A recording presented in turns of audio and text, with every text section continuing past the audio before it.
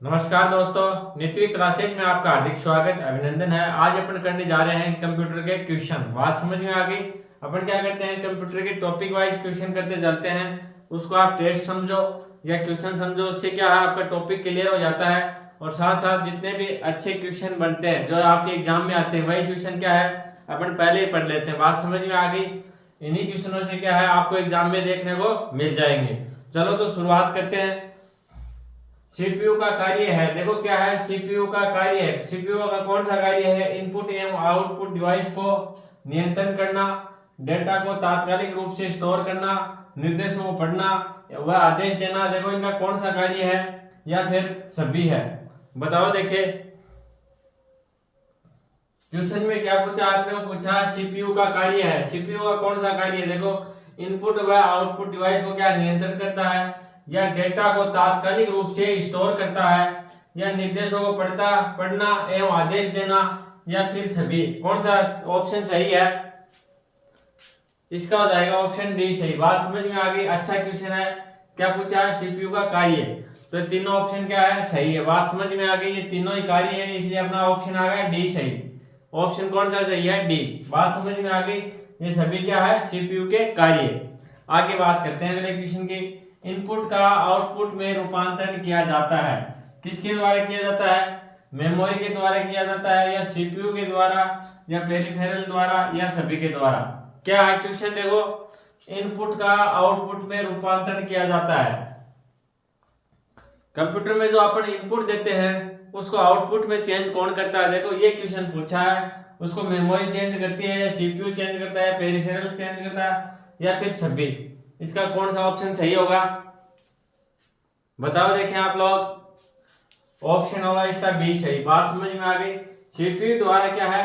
Input को output में रूपांतरित करता है। कौन करता है? सीपीयू। आगे बात कर लेते हैं अपन। Question number 3। कंप्यूटर प्रोसेसर में निम्न भाग निम्नलिखित है। क्या है? कंप्यूटर प्रोसेसर में निम्न भाग सम्मिलित है। बात समझ में आ गई क्या?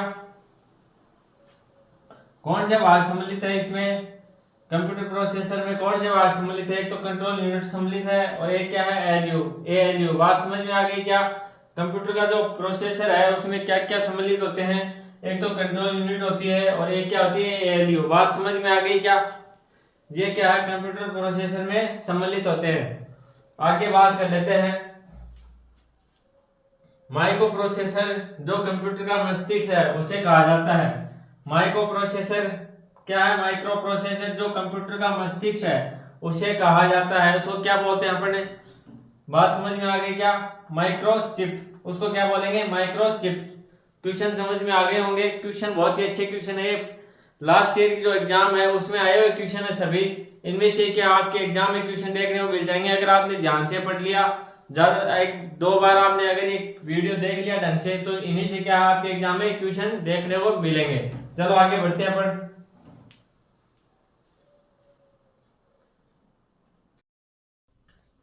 चलो आगे बढ़ते हैं।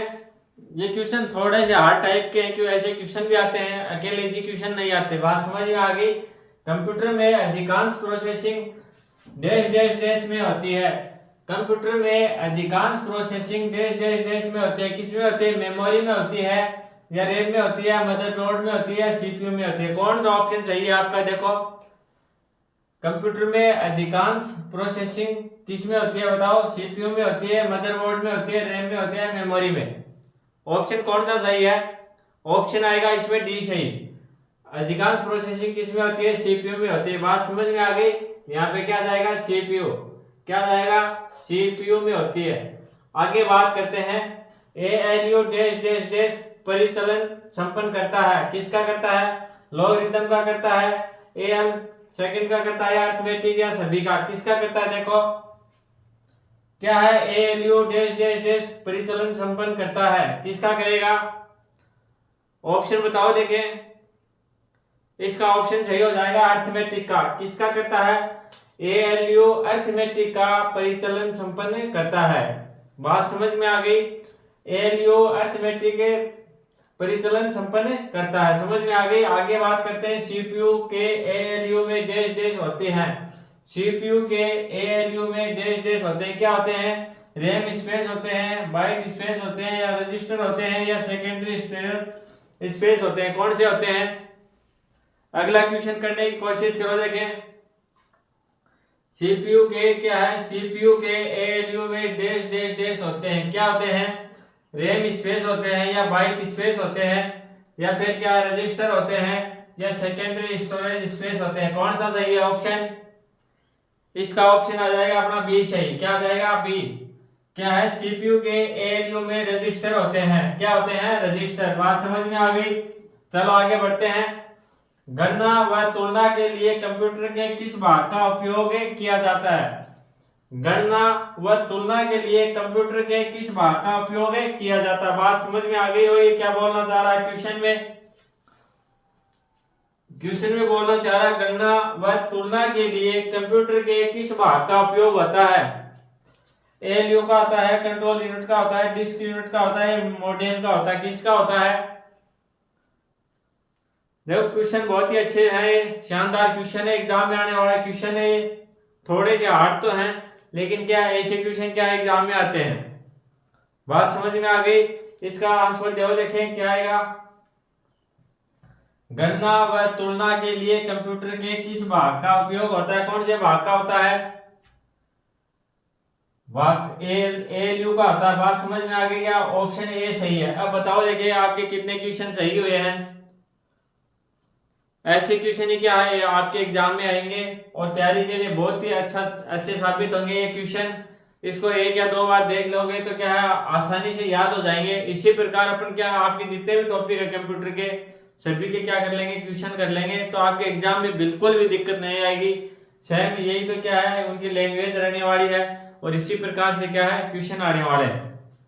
अगर आपको वीडियो अच्छा लगे तो लाइक कर देना, शेयर कर देना, और अगर आप चैनल पे नए हो तो सब्सक्राइब जरूर कर लेना। धन्यवाद।